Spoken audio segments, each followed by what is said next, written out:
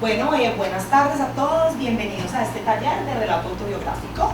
Somos el profesor Renan España, la profesora Paula Delgado, y pues hoy estamos aquí reunidos para hablar un poco de este género narrativo que pues se trata de crear un texto a partir de mis propias experiencias. Para comenzar, es importante saber qué es, teniendo en cuenta que es un género particular que tiene también unos elementos particulares. El relato autobiográfico es una narración que se hace de la propia vida en la que muestran elementos importantes de ella. Es decir, que en ese texto aquello que pasa es significativo y de alguna manera precisamente el texto tiene que mostrar lo significativo del asunto. ¿Por qué es significativo ese relato que yo estoy poniendo? En este prevalece la figura del yo, pues tú como autor del texto eres el protagonista de la historia que cuentas. Es algo que trabajaremos ahora más adelante, que es que uno construye la voz del narrador. Uno deja de ser uno de carne y hueso para convertirse en personaje del texto, que está involucrado allí y por lo tanto tiene que tener ese manejo literario. Y pueden adoptar diferentes modos de escribir la autobiografía teniendo en cuenta la intención. Es decir, cuando se escriba el relato hay que pensar ¿cuál es mi intención con ello? Quiero sensibilizar, quiero que sea un relato cómico, quiero que se vea el drama de lo que pasé, quiero motivar a la reflexión. Frente a cada intencionalidad, entonces habrá que buscar unas herramientas particulares, unas estrategias particulares para que precisamente el texto dé cuenta de lo que queremos. Bueno, entonces, como parte del apoyo que hemos encontrado pues, para esto de la escritura del relato autobiográfico, nos hemos basado en Fernando Vázquez, que es un profe de la Universidad Nacional, que durante mucho tiempo ha escrito acerca de esto del relato autobiográfico. Hemos rescatado dos citas que nos han parecido muy importantes y que nos ubican un poco pues, sobre esto que tenemos que, estas herramientas de las cuales nos podemos agarrar para poder escribir. La primera dice, se trata de recordar, de hacer memoria, pero en ese ir desenrollando el ovillo van a aparecer pistas o marcas de lo que irremediablemente somos. No es la búsqueda de un pasado estático o inalterable, más bien es como una reconstrucción, como un reordenamiento de zonas o franjas de nuestra vida. La autobiografía es una catarsis. Entonces, lo que Fernando nos invita es a que pensemos muy bien que cuando escribimos un relato autobiográfico lo que hacemos es reconstruir. Es una reconstrucción de algún momento de nuestra vida que ha sido significativo, ya sea porque nos ha causado mucha felicidad, nos ha causado tristeza, nos ha causado dolor, nos causa nostalgia, pero nos ha marcado. En algún momento recuerdo que vi un video en donde una persona que también estaba hablando de relato autobiográfico decía que cuando se escribe un relato autobiográfico se escribe a partir del corazón, es decir, de eso que recordamos desde nuestro corazón. Y que por eso también, como lo dice Fernando, pues sí puede significar una catarsis, es decir, yo me libero cuando hago este proceso de escribir una experiencia propia. Bueno, una de las primeras preguntas que surge cuando ya uno se va a sentar a escribir y que a veces cuesta mucha dificultad es la pregunta de ¿cómo inicio? ¿Cómo empiezo mi relato? Y un buen inicio pues ya marca la forma en que el lector se va a aproximar al texto. Entonces, muy recomendable, por ejemplo, una sugerencia es no empezar de una contando la historia. Hay que de alguna manera contextualizar al lector, preparar al lector a aquello que vamos a ver. Debe ser un comienzo llamativo, es decir, que cuando el lector se acerque al texto se sienta interesado, llame la atención. Debe dar indicios del tema, del contexto y el tono en que se va a contar. O sea, de alguna manera, recuerden que ustedes están hablando desde un presente sobre algo del pasado, trabajenlo desde esa manera, es decir, soy yo desde el presente que voy a contar algo, entonces hago esa apertura, de alguna manera sirve al lector para que se contextualice hacia dónde va esa historia. En ese párrafo de introducción ya uno va sintiendo en qué tono, desde el párrafo de introducción yo ya debería saber, esto como que va a ser una historia divertida, o no, esta como que va a ser una historia dramática. Debe generar expectativa, es decir, que el lector se sienta abocado a querer saber qué es lo que va a pasar, cuál es esa historia entonces que nos va a contar. Y muy importante, no debe resumir la historia, es decir, no es del tipo de introducción que hay que contar todo lo que va a pasar. Es decir, si cuento, por ejemplo, voy a contar la historia de cuando me caí, fui al hospital pero me salvé, pues ya cuál es la gracia, pues ya nadie va a leer ese texto. Entonces, dar esos indicios, motivar al lector, contextualizarlo, hacer una apertura para luego, cuando ya lo tengamos enganchado, pues empezar ya la historia. Bueno, entonces a propósito de lo que Hernán comentaba, vamos a leer dos pequeños fragmentos de dos inicios de autobiografía. Una es la de Confieso que he vivido de Pablo Neruda y la otra es de Mi historia de Malala, que lo tenemos acá. Leemos primero la de Malala. Pues para contextualizar un poco, pues Malala es una mujer es muy significativa y muy representativa en la actualidad. Es una mujer que ha transformado la educación para las mujeres hoy en día, y su historia ella la cuenta porque pues ella es premio Nobel de la Paz, y ella decidió contar su historia porque en algún momento de su vida sufrió un atentado por luchar por la educación de las mujeres, de las niñas, pues en su país, en Pakistán. Resulta que ella empieza el libro contando cómo empezó ese día en donde a ella le hicieron el atentado, pero esas primeras 3-4 páginas terminan de la siguiente manera. Dice así: justo después de pasar la fábrica de dulces pequeños gigantes y la curva en la carretera, a no más de unos 3 minutos de mi casa, el autobús se detuvo lentamente. Fuera reinaba una extraña calma. Hoy está esto muy tranquilo, dije a Moniva. ¿Dónde está toda la gente? Después no recuerdo nada más, pero esta es la historia que me han contado. 2 jóvenes con vestimenta blanca se plantaron delante del autobús. ¿Es este el autobús del colegio Kushal?, preguntó uno de ellos. El conductor se rió. El nombre del colegio estaba pintado en letras negras a uno de los lados. El otro joven saltó y se asomó a la parte de atrás, donde todas íbamos sentadas. ¿Quién es Malala?, preguntó. Nadie dijo nada, pero varias niñas miraron a mi dirección.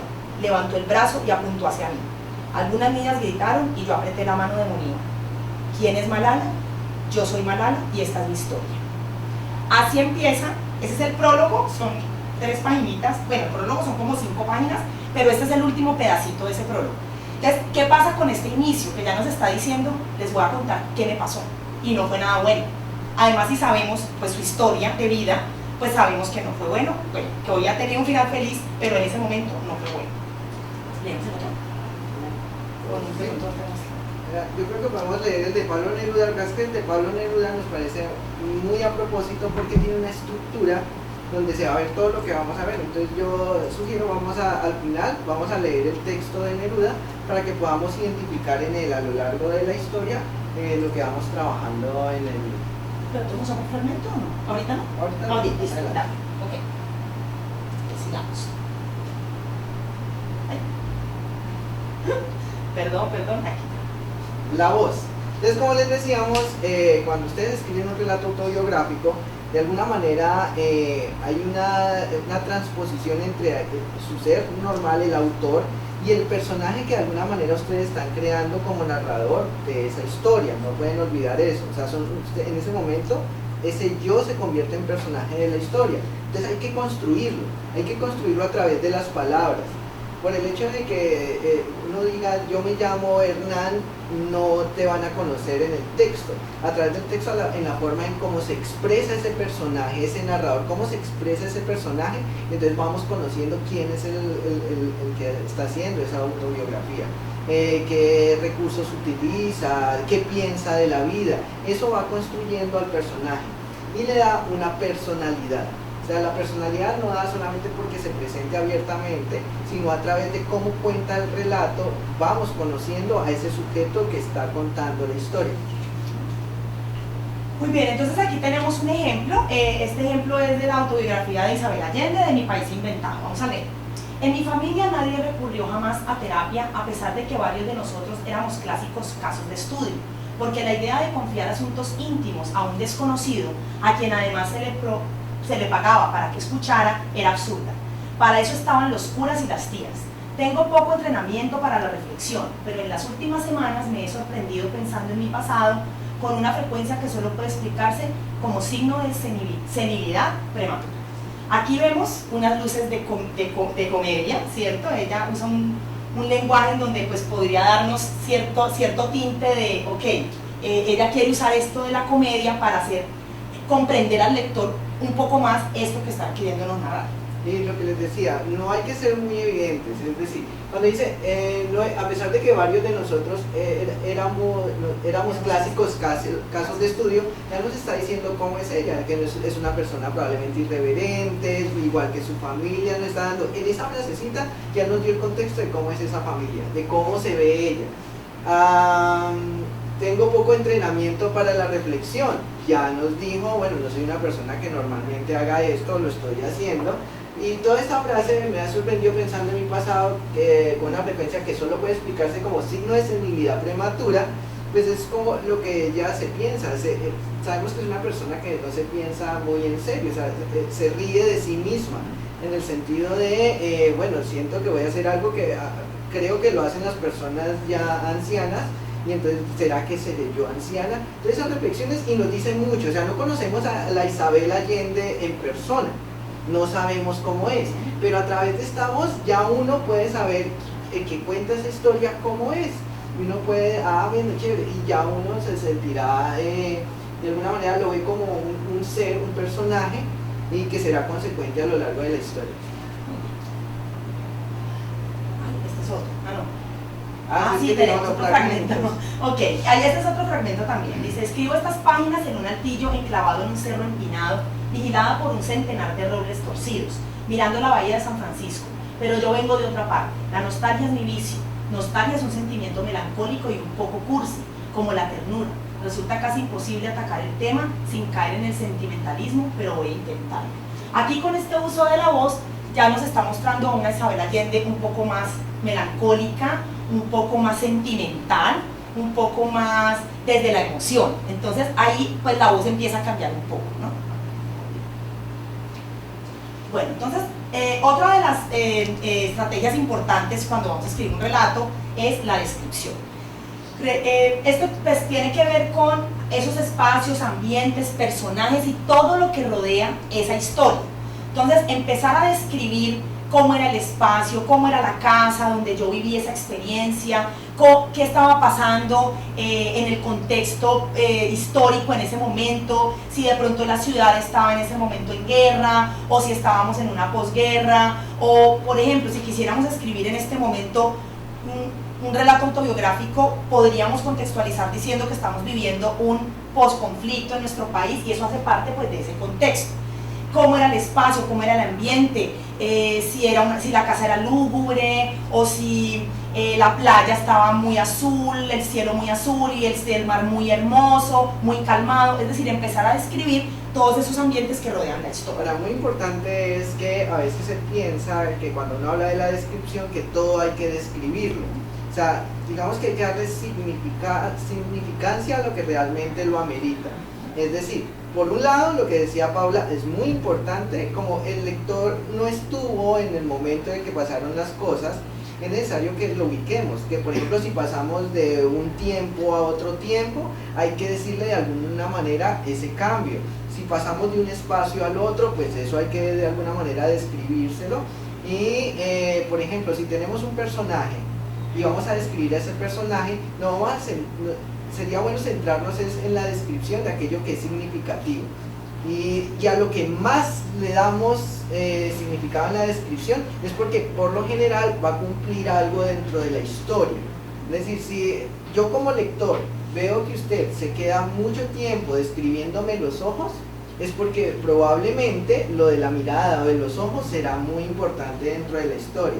Porque si me describe algo en 2 párrafos, por ejemplo, una noche y esa noche, esos 2 párrafos, yo creeré como lector que la historia se va a centrar en esas 2 noches, pero luego si luego pasamos y no, la historia sigue y demás, entonces ya queda como raro. Entonces, ¿para qué le dimos tanta descripción a eso si lo importante era otro? Entonces hay que saberlo llevar también mesuradamente. O sea, describir, pero centrarse mucho en lo significativo, escribir para contextualizar y también para que el lector se enfoque en lo que debería enfocarse. Bueno, aquí tenemos un ejemplo. Este es de Confieso que he vivido, de Pablo Neruda. Contaré lo que me pasó en la Vega Central, el mercado más grande y popular de Santiago de Chile. Allí llegan al amanecer los infinitos carros, carretones, carretas y camiones que traen las legumbres, las frutas, los comestibles, desde todas las chacras que rodean la capital de Bora Bora. Los cargadores, un gremio numeroso, mal pagado y a menudo descalzo, pululan por los cafetines, asilos nocturnos y fonduchos de los barrios inmediatos a la vega. Entonces miren que aquí estamos describiendo cómo era ese mercado.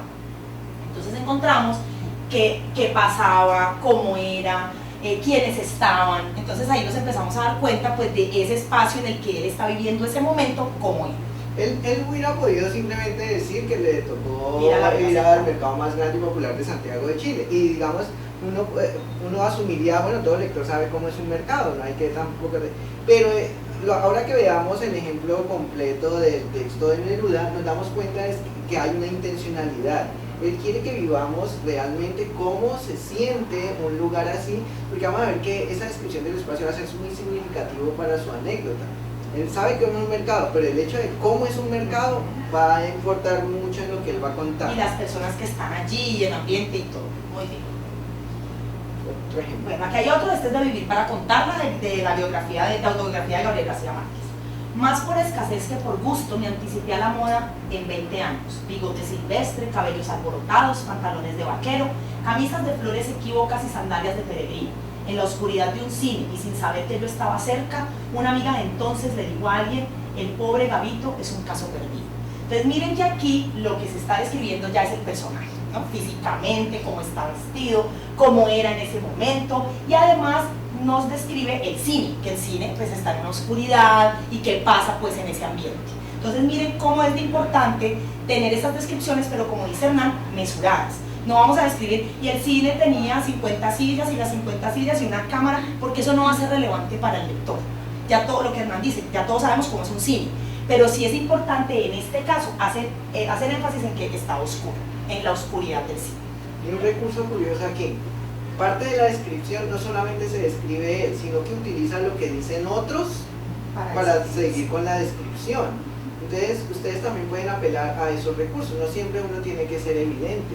A veces por la forma en que se comporta el personaje nos daremos cuenta. O sea, no hay que decir el personaje estaba triste, de pronto lo podemos decir de otra manera, que dé cuenta de que está triste. O que si el personaje era torpe, pues no se lo digamos de una al lector, contémoslo de tal manera que se sienta que sí es torpe. Podríamos decir algo como: mi madre me cuenta que cuando yo tenía 6 años era muy tímida. Así tú no estés diciendo yo soy muy tímida, lo dices con la voz de otro, ¿cierto? Y eso también está describiendo a ese personaje, por ejemplo. Ok, suspenso. El suspenso, entonces muy importante eso. A veces la gente cree erróneamente que el suspenso solamente se maneja para narraciones de terror, de thriller, etc. Pero toda narración debe tener suspenso. El suspenso es la herramienta por la cual hacemos que el lector quiera saber que sigue en la historia, mantenerlo enganchado en lo que queremos. Entonces hay muchas maneras de manejar el suspenso. Lo vamos a centrar en 3 importantes. 1, dosificar la información, es decir, no dar la información de una, totalmente.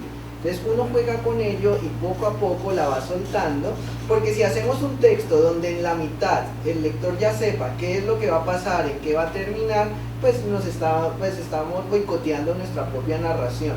Entonces, la medida en que el lector quiera saber datos, ahora, no es quitárselos, así que de tal manera que el lector se pierda. Hay que saber qué es lo que quito, en qué momentos pongo, que sea muy premeditado, para que el lector tampoco es que se sienta engañado o que aparezcan sorpresas de la nada, sino que de verdad si hay giros, sean de verdad giros de no me di cuenta, hubo pistas para yo poder llegar allí y no las había percibido, ni así.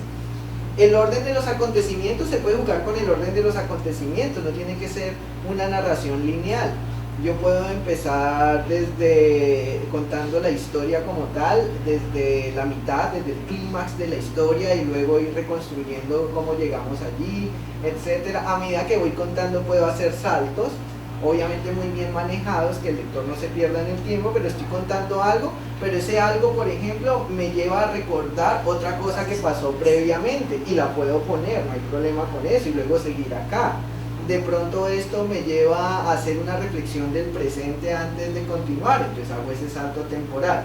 Lo importante allí es manejar en el texto las cosas de tal manera que el lector no se pierda, que pueda llevarlo de la mano a decirle, mira, estamos en este momento temporal y ahora pasamos a esto.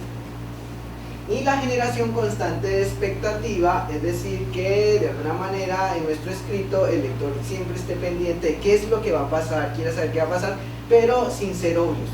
Entonces tampoco es llegar al extremo. Por ejemplo, no es que pretendamos que cada final de párrafo estemos diciendo y nadie se imaginó lo que ocurrió, y en el otro y eso fue muy inesperado, porque ya empieza a cansar. Llega un momento en que el público ya hasta se espera al final del párrafo, ni estar poniendo puntos suspensivos a cada momento, o sea, todo lo que digo con puntos suspensivos tiene que ser muy mesurado. Vamos a ver que realmente todo esto es válido en la medida que sea muy mesurado e intencional. Muy bien. Entonces vamos a ver un ejemplo de suspenso. Este también es de Vivir para contarla, de Gabriel García Márquez. Ni mi madre ni yo, por supuesto, hubiéramos podido imaginar siquiera que aquel cándido paseo de solo 2 días iba a ser tan determinante para mí, que la más larga y diligente de las vidas no me alcanzaría para acabar de contar.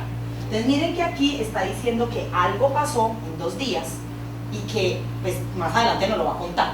Ahí ya está generando expectativa. En el prólogo que yo leí ahora de Malala, ahí también hay una expectativa muy grande, ¿cierto? Ella cuenta qué pasó en el momento en que se sube el señor, le apunta y ella dice, y no me acuerdo de más. Y esta es mi historia. Entonces nos va a contar qué fue lo que pasó. Entonces ahí también empezamos a generar el suspenso.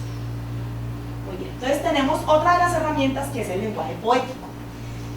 Siempre pues tendemos a pensar que para que suene bonito mi texto y para que sea una narración atractiva, entonces la tengo que llenar de figuras literarias. Hay que, como siempre decían, dice Hernán, hay que ser muy mesurados. Claro, las figuras literarias, las figuras retóricas tienen que ser intencionales y mesuradas. Es decir, sí me sirven para darle agilidad, darle viabilidad a mi texto, sobre todo porque es una narración, pero hay que tener mucho cuidado de dosificar, no llenar ese texto de metáforas y de hipérboles, que después lo que van a hacer es saturar al lector. Y además que no van a dejar de entender un texto totalmente metafórico, pues el lector al final no se va a dar cuenta usted qué contó, y se presta a múltiples interpretaciones. Entonces la idea es que cuando usted piense, por ejemplo, digamos que eso va saliendo, más que usted busque, quiero meter una metáfora, es que la misma historia le dice que es lo mejor para contarla. Es que decir ese sentimiento, la única forma que tengo es compararlo, hacer una analogía con esto, entonces pone la analogía. O sea, es al revés, no es que piense en el recurso retórico para insertarlo, sino que la misma historia me va, digamos, como dando ese pálpito de cuál es la mejor manera para contarla, y así buscaré la mejor herramienta para hacerlo y que dé cuenta de lo que quiero transmitir. Muy bien.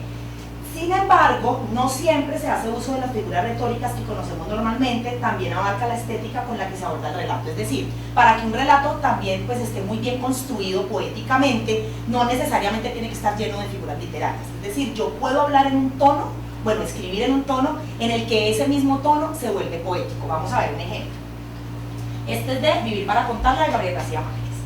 Algo había cambiado en ella que me impidió reconocerla a primera vista. Tenía 45 años. Sumando sus 11 partos, había pasado casi 10 años encinta y por lo menos otros tantos amamantando a sus hijos.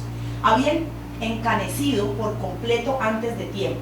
Los ojos se le veían más grandes y atónitos detrás de sus primeros lentes bifocales, y guardaba un luto cerrado y serio por la muerte de su madre, pero conservaba todavía la belleza romana de su retrato de bodas, ahora dignificada por una aura otoñal. Miren que aquí lo que él está haciendo es describir a su mamá. Gabo describe a la mamá.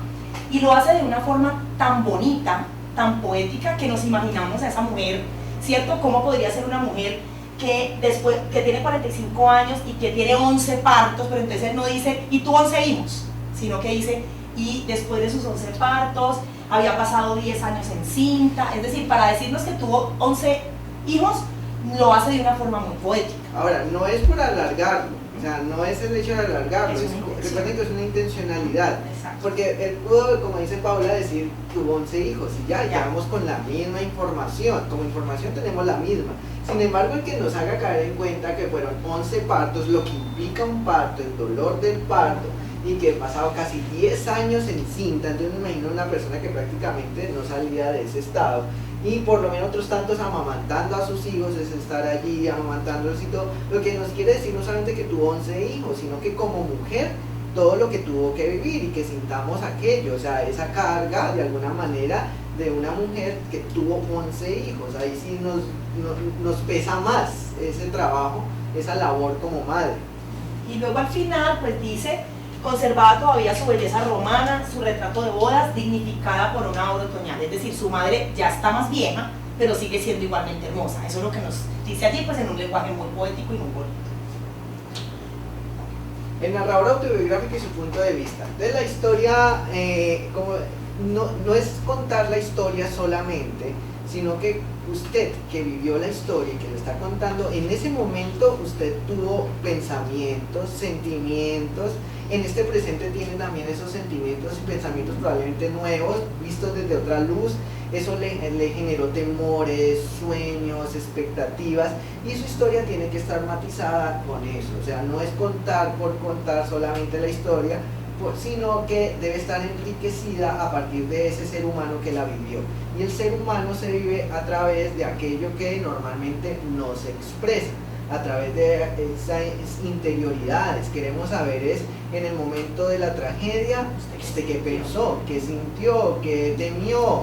En el momento de lo cómico, eso porque fue cómico para usted, eso en qué le cambió. Todas estas cositas que a medida que se va contando la historia, hace que el texto sea rico, que de verdad uno vea un ser humano allí puesto, porque si es la historia por la historia, o sea, solamente contar los eventos, pues se va a sentir simplemente una descripción y no va a generar empatía con el lector, no va a haber una identificación emocional, que es lo que uno buscaría, que quien vea una autobiografía sienta al ser humano que hay detrás de ese escrito.